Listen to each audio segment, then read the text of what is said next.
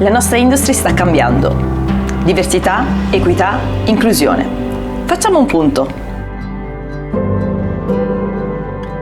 Sono Roberta Mariani e questo è Balanced.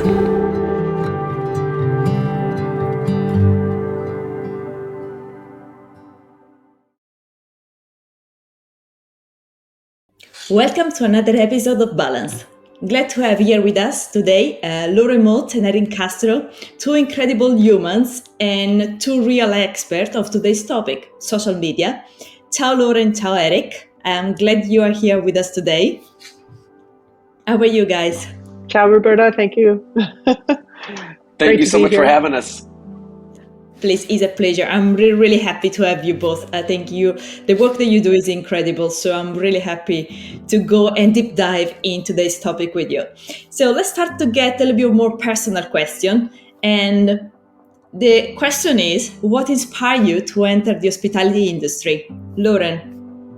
Okay, I'll be very brief because it's a very long story. I joined the hospitality industry in 1996, which, if you're doing math correctly, is 27 years ago, where I was working at a singing burger shop in Toronto, Canada, where I am from.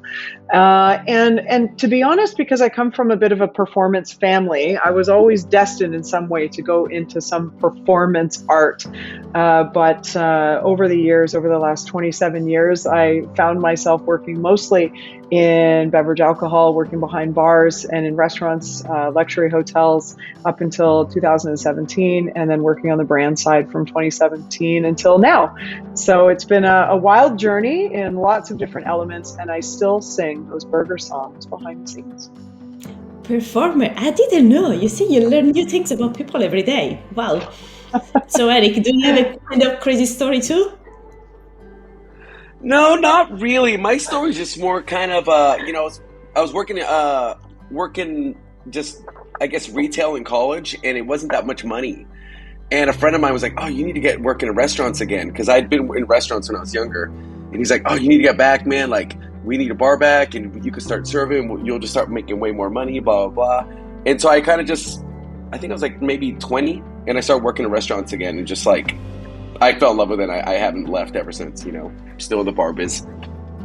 So it was a long journey for both of you from the start of a career, what you achieved in the past years. Again, I can't stop saying how proud I am to both of you here today to talk about social media.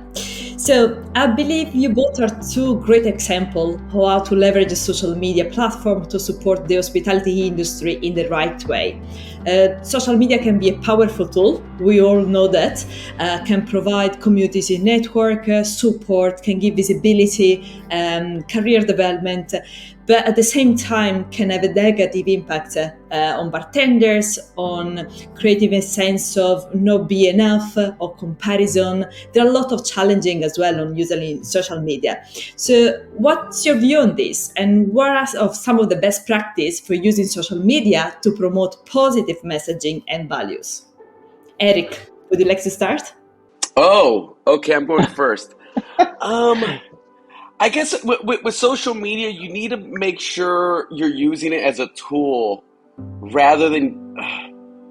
it can be very addicting, and sometimes it can get very unhealthy if you're on it too much. Because it's really easy to just compare and constantly have FOMO because you feel like you're just always on social media. So I look at it as like a tool. You should use it to connect with your audience. You should use it to like promote events you're doing. And it can be very, very useful in that aspect. And I do feel like it's important to use that, especially because like Instagram doesn't cost anything. You don't need to pay a membership fee. Well, I guess now Twitter's trying to charge you, right? But they, especially in the early days of Facebook and stuff, when I felt like it was a lot more useful. But it's all these different apps. They don't really cost you any money, so it's kind of foolish not to use them to promote what you're doing.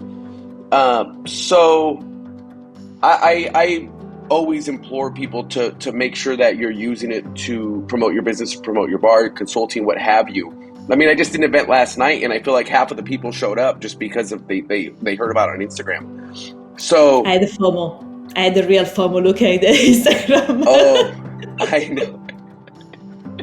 Yeah, and we had a blast, and I felt like tons of people came out, and it was mostly because I feel like everybody heard about it on Instagram. So I do think if anyone is running a business and they're not properly leveraging and utilizing social media to promote what they're doing, it's just a wasted opportunity. Really interesting. And Lauren, what do you think? I agree with everything Eric said, and I'm glad that he went first because that was my answer. No, I'm just kidding. No, I think I have been on social media since the moment it was a thing. Starting with MySpace and then getting very excited about this thing called the Facebook, and then it also was weaving into different platforms that I was using far before we knew that we should be using it for business. I was using an online genealogy or family tree program called Genie. It's really old. It was even before Ancestry existed, Ancestry.com. And so I was using it for really community building. But in this case, I was using it to community build with my family. And I thought that was a really neat way to reach out. And then I think just over the years, because I have always been in a position of coming in and fixing businesses. So I would come in and I'd come into a bar that maybe was sort of was doing okay, but then me coming in with new and interesting ideas would put it into a different realm of potential success. And with that, I said, but do you have a marketing or a PR budget? They're like, absolutely not. And so social media became you almost fall into it in that way, to Erick's point, as the free. At the time, back in the late '80s and early 2010s, we were using it as a way of generating some sort of local community neighborhood buzz, so you could get bums and seats, which is different than I think why we're using it today. But I think just to a couple of points I just wanted to share. I think the way social media has transformed now, we are sometimes falling victim of using it as a barometer of success. And that is not what the original intention, I think, of some of the early adopters of it had intended it to be. But nonetheless, we talk about competition. That's sort of the realm that we're going. And it's really knowing your audience. So if Erick's doing an event and he's promoting it on social media, I mean, that's knowing your audience and geotagging and understanding how to read your insights, using it for what it's meant to be rather than just an online journal, if that makes sense. It does, and I think one of the reasons why I really wanted both of you here, so sorry, I'll let you finish it in a second, it's just because I like the way how you're using social media. Lauren, I see you constantly promoting other bars, so their brands activities, everything that's good about the industry. I always see you using your platform to put a spotlight on this activation of people. And same for you, Erick, with your podcast, you're always trying to share knowledge, and so you're almost taking what is good and you want to amplify. And that's why I really value your expertise. But please, Erick, what you were about to say. Oh shoot, I don't even remember now. I think what I was going to say is I just feel like it's really important for people to, especially with their bars or the thing they're promoting, to see it as a cohesive everything from say your bar, right? It's a better example. If you're trying to promote your bar, everything about your bar, from the garnishes to the venue to the decor, all that stuff is all part of the package. I feel there's a book I read by Seth Godin. I forget what it is. Oh yeah, All Marketers Are Liars. And I love how basically he talks about in that book. He's marketing and concept aren't separate anymore. Your concept should be the marketing. So when you see a bar that's, gets Instagrammed and tagged a lot in photos and stuff, people will be like, oh, blah, blah, blah, you can't control that. That's just something that happens. No, that's part of the concept. You're our glassware looks like this, our garnishes look like this, so that when a guest sees that, they want to take a photo.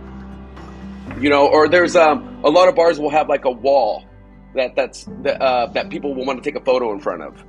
That's also part of the concept, and then you're going to be on Instagram more because of that. With Raised by Wolves, I guess, our rotating door, that's part of the marketing because it's all over Instagram, it's all over TikTok. It's just that's what everybody wants to get a photo on the or a video on the rotating door. So in a way, it feels disingenuous to say that that's part of our PR budget, but in a way, it kind of is, the cost of that door. And it is wild. I remember a big TikToker came in once, and I'm not very active on TikTok, but all of a sudden our college age demographic just blew up. Everybody wanted to come in and get their photo on that or get a video of that door. Sorry, I went deep in marketing right there. Is extremely important, and as you say before, is a free tools. Then I think most of the time bars, they don't use it the right way. They're too focused on the competition instead of competing on things instead of using as a tool, as a marketing tool, because I think there are a lot of benefits that we can gain from the use of social media. And on that note, here my second question. We start to go a little bit more deeper on the topic. What positive impact has a social media had on unrepresented communities, and how can we control social media to create a more inclusive culture? I know this is a tough one. So Lauren, please. This is like $1 million question right here. Yeah.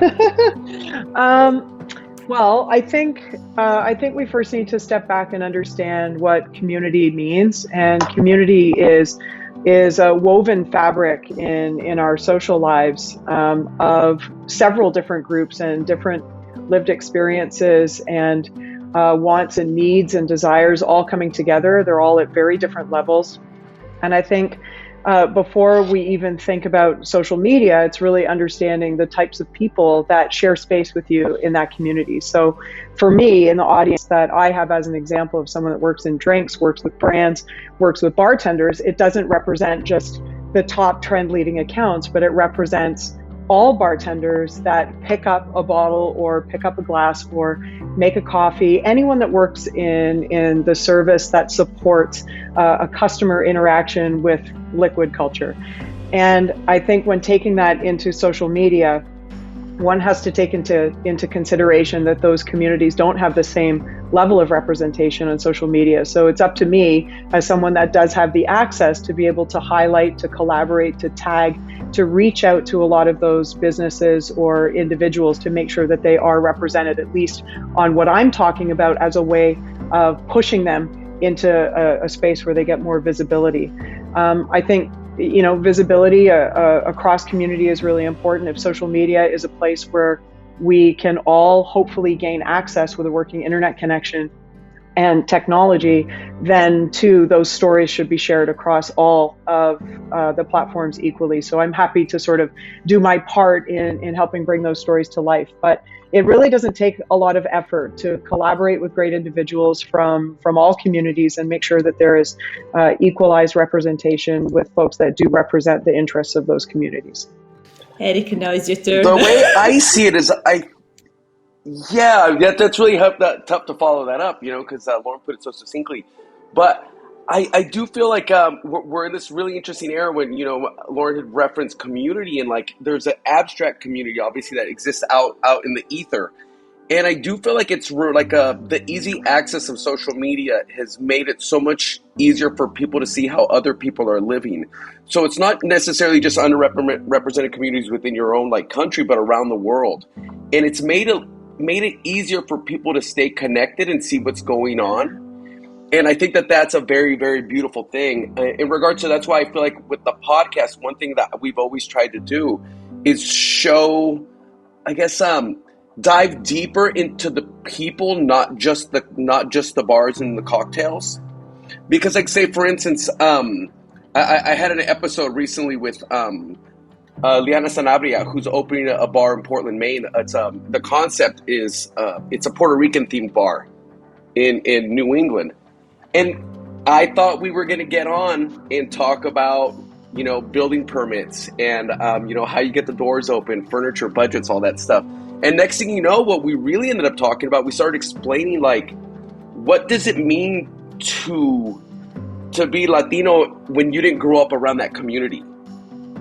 Right. And then so we started, because I'm Mexican American and I grew up in a very traditional, around all my tias, 80 cousins. Right. I think it was 96 last time I checked. But she grew up Puerto Rican in New England. So her experience was so much different than mine. And we ended up really diving deep into that and exploring what that means.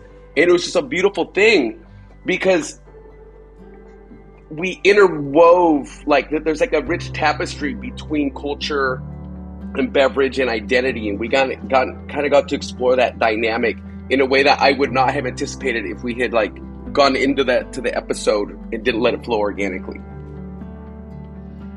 And I think just to build on Eric, like there is the listening portion as well, right? When you get together with other people in the community, even if it's two friends that have been friends for years, it's important not to just have the agenda of the things that you want to talk about, but also really listening to what other people have to say, because it starts to craft the narrative differently. And on social media, that is so important, just in the same way as on podcasts or even like connecting in person and having a coffee or going to the bar. It's really important to just be aware and sort of like think for a moment, the empathy of being in someone else's situation as you listen to the story and really engage. That is so important for building like dynamic relationships, and that's what helps you get the stories across and make lasting impacts, you know? And I felt like when I first started the show, maybe like 5 or 6 years ago, part of me would have been like, oh, I need to get this back to beverage. You know? But now I realize like, no. Like to fully understand the beverage, to fully understand the concept and the inspiration of why she wants to open a Puerto Rican themed bar in Portland, Maine, you kind of have to understand her journey and how she got there. And I just feel like you can't be afraid of where the story's taking you. And because I feel like that's where the real meat of the tale can kind of come together. Totally.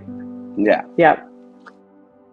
It will always come with drinks during the moment, right? Like, I know. Come on. Roberta is aperitivo with me. She is always like, let's get together, have a conversation, and is complemented with a really nice drink, because that's really the reason why we get together and why we have these great chats and connections with each other. The drink complements it and helps bring it to life, but it's like the interaction, two people or more together. Is a way to interact, especially for some of the culture like Italian or even like Mexican, like they're getting together with the drinks in the front.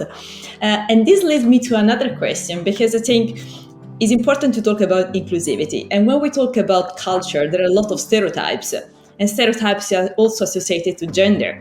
So I think my question is, what are the common gender challenges the individual face on social media?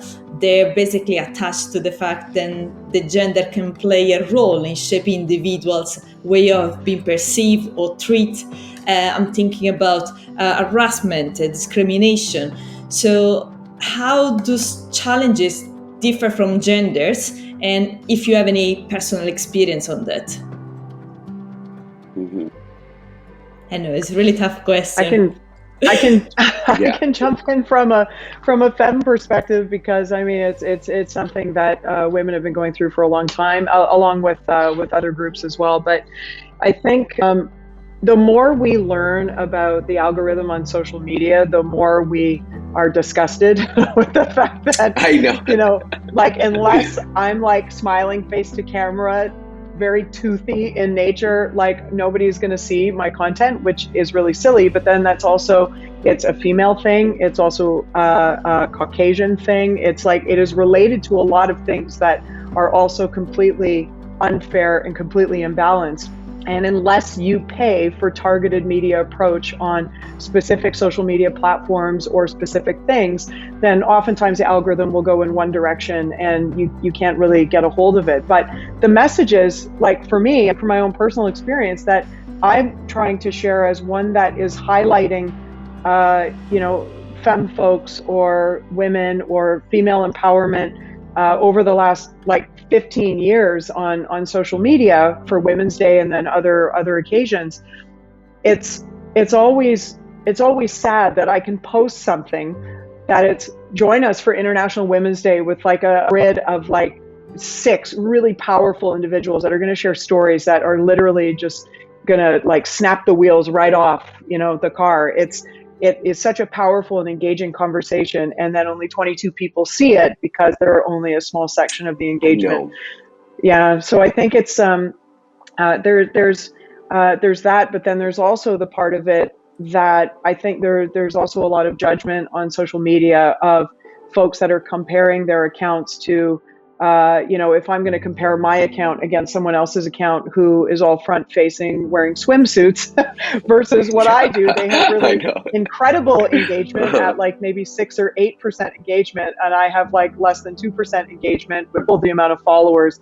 The messages are different. The way we post is different, but nobody's seeing my stuff and everyone's seeing the bikinis. So it's like, for me, it's hard because that moves into like, the sexualization of social media and content and showcasing that maybe there is validity in the fact that if I post something with less clothing, but I'm promoting International Women's Day, potentially more people will see my post. Okay, this is interesting. So let me jump on it because I want to dig a little bit more. I found often myself to think about the content. You sometimes you spend hours of days trying to write content that gonna be able to support or provide education, information about, it could be ingredients or culture, and then you post it online. You're really proud of your work, and you've got 5 likes and 2 comments. Then you're just out in a night, you're having a drink, you have a little lipstick on you, you snatch a selfie, you post online, and you got 500 likes. And this makes me upset because it's like the way how people then react. And so my question, I think, is like, do you share the struggle? And from Erick's point of view instead, do you also have this kind of feeling? So when you're posting, do you think you pay the same attention that we need to do about what we post, how we post it? Yeah, that can be so tricky, and it can be frustrating sometimes because, there'll be a video I'll do, like, I'll have a videographer with like a $7,000 camera, film this really cool video, and it won't get that many views. But then I just do one when I'm out drunk one night with my cell phone, and it gets like thousands of views. You're like, what? Why did I even pay that guy to do this video? Like, I just did it right myself, and it took me like 35 seconds. I feel like you kind of have to look at it as like an aggregate.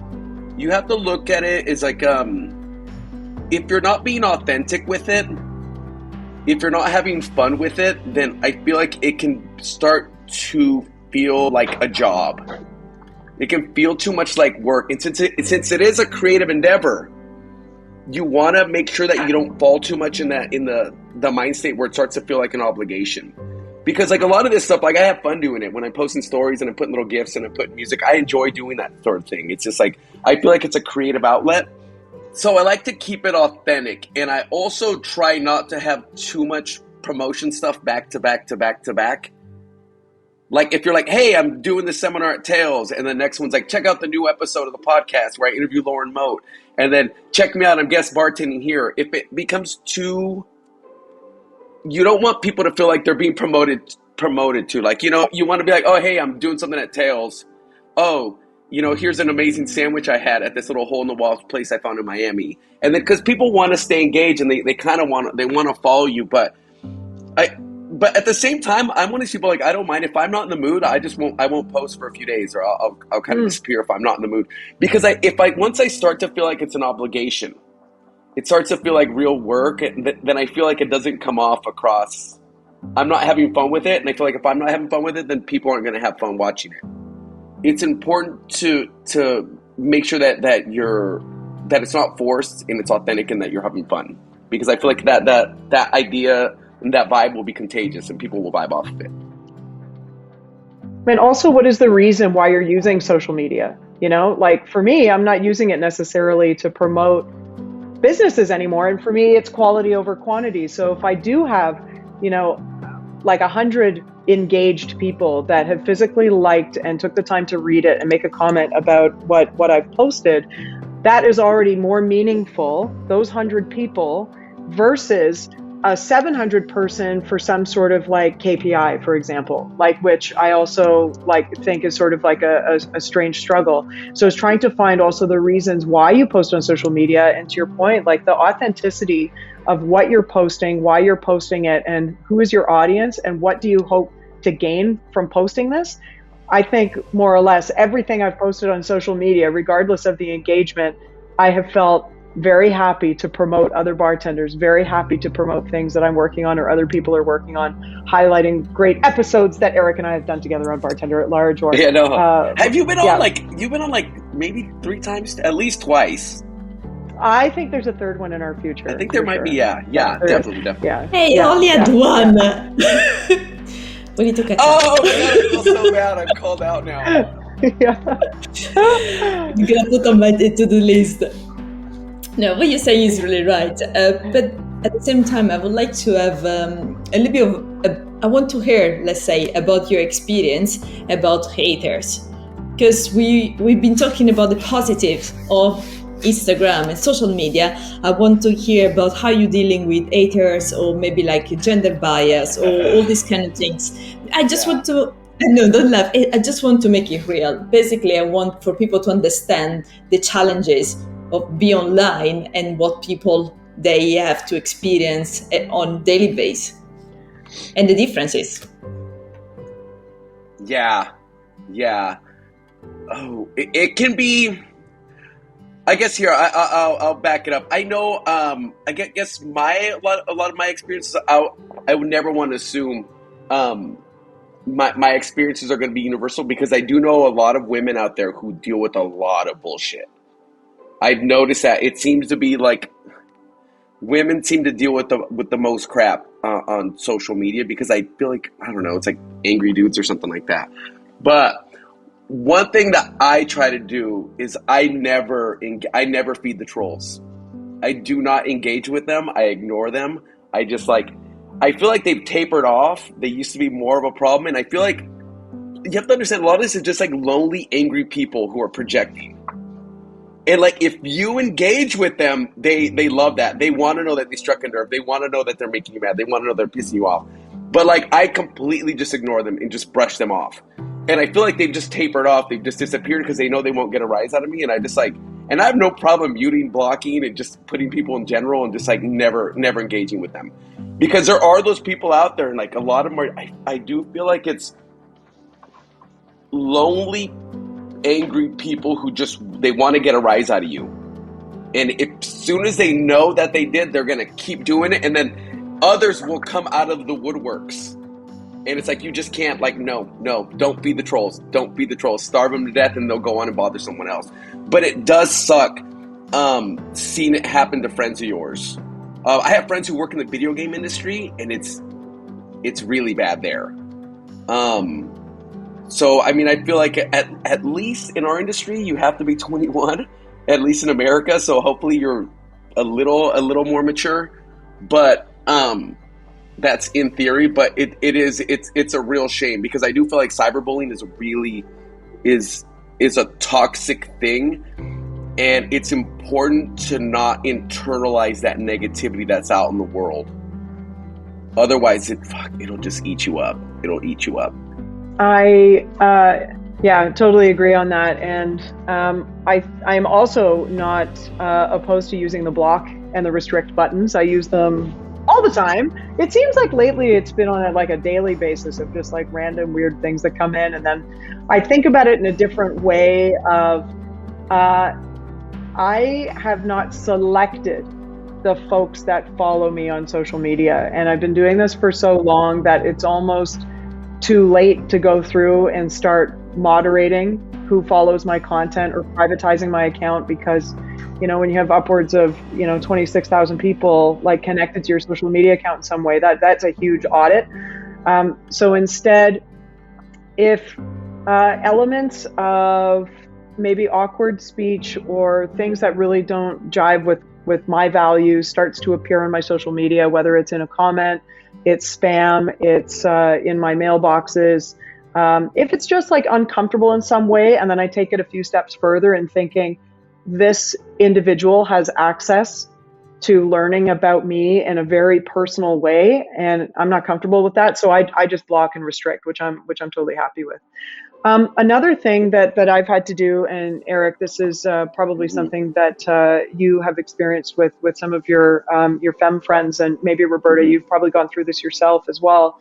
I generally don't post anything in the moment on social media, because I've had people show up where I am, And the thing about social media and the thing about using it to create fame around things that you believe in attaches a human individual to a topic that not everybody agrees with.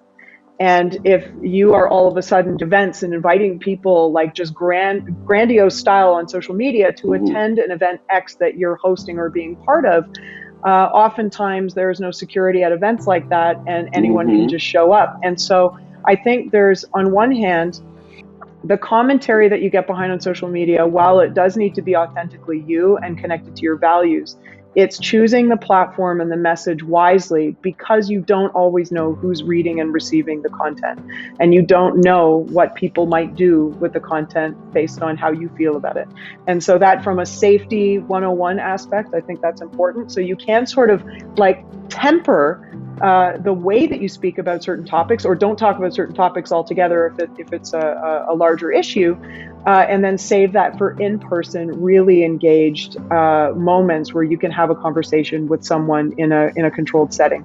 So I have a lot of rules to my social media, and I think a lot of it is related to safety, but then a lot of it is just related to saving the really intense conversations for a face-to-face discussion with someone, which I think for me is more what I'd like to do on a human-to-human level.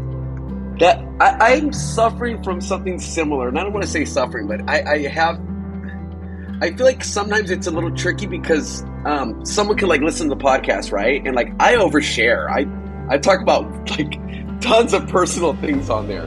But I don't think about it because every week I talk and and it goes up. So someone might listen to every episode, and they might watch Cocktail Limelight on YouTube, and they follow my Instagram. So when they meet me, they already know pretty much everything about me. But I don't know anything about them oftentimes. But they'll come up to me and be like, at an event, "Hey Eric, how are you, man? It's nice to meet you." And they just like trauma dump on me.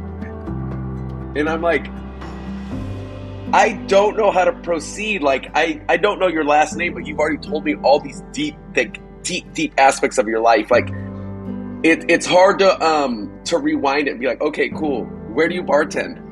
What city do you live in? Like, all the pleasantries that would be typical of like a normal conversation of building trust and getting to know somebody. Sometimes people will leapfrog that with me, and I'm like, okay, well, we need to rewind a little bit because I still need to get to know you before I can put all this in larger context. And also sometimes you're like, this party might not be the best place for us to talk about this, Yeah,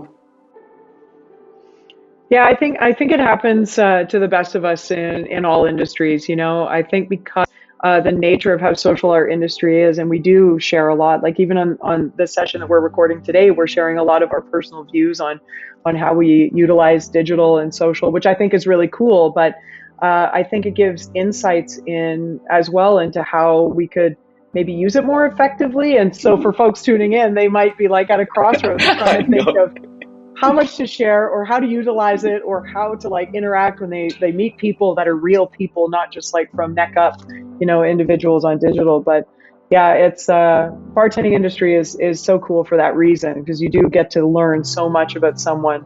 That's almost like the primer. It's the pre-read. I know. And then you see them in person. So we almost have to remember that. It's like they've had the pre-read. We have to just like, they've had the pre-read. Exactly. You can't just show up, but they know everything about you. And sometimes how many times happen that you follow a person on Instagram because you admire that person, you meet them and you feel like you're the best friend while you never met in your life before. And that is when the awkwardness that you look at them and they're like, "Oh, how's your dog?" And they look at you like, "How do you even know that I have a dog?" I know. That's the beauty and also the danger of social media. I love the Lauren advice about don't post anything real time, especially if you're a woman by yourself in a bar. Don't post on Instagram, I'm just by myself in this bar and it's 11 o'clock and then I'm walking home. Don't do it. That was, I think, one of the best advice that Jacob gave me on the first week when I started to travel as an ambassador for Martini. So all these kind of things, it's really important for us to look after and make sure that we are safe in the environment, because it's always like our person first. And on advice note, I'm gonna lead to my last question for you. I wish I could spend all night talking with you guys, but I know that you've got other commitments. So, last question. One piece of advice you will give to the new generation of hospitality workers that are approaching social media. Erick. Oh, dang. Okay. I guess the best piece of advice I could say is kind of what I've already just talked about. Just be real. Be yourself. Have fun with it, and don't feel like you have to post. Like, if you don't feel like posting, if you just, I don't know, then don't do it. Don't treat it like a job, because if you treat it like too much of a job, you're gonna burn out on it. And it's important also to know when to put your phone down, because I've been out with friends friends who are influencers before, and oh my God, we're hanging out, and I don't even think they're staring at their phone the whole night. And I'm like, hey, dude, like, we're hanging out. It's me and you. Like, let's catch up proper. So I guess, be real, have fun, and then know when to put your phone down. Go touch some grass. Have a cocktail. Enjoy yourself. You could put your phone down for 10 minutes. It's not going to kill you. I would say that although the generations are changing for sure, and we have a lot to learn from it, like maybe use technological from like the newest generation into the world, there's still a lot that they have to learn from us. And I think there is the element of keeping some things a mystery. You don't have to share everything. If you overshare everything, then there's very little to have a conversation about in person. The whole idea of getting to know someone, the one part anxiety, one part excitement of discovery, is part of what makes being in person and having interactions with people so special. And if we remove that element and keep it strictly to having conversations through social media, then we are going to completely have removed all of our social skills and not be able to really get them back. So I think you still have some things to learn from your elders, from us older generations on social media. And but I want to thank you in advance for teaching us so much about TikTok. Thank you. I hate it when they do the millennials, please don't do it, and they put a whole set of emojis. I'm usually on daily basis, and I feel so old. Mm-hmm. Yeah. But realistically, that was my advice for sure. Really be in person and be in the moment. Put your phones down.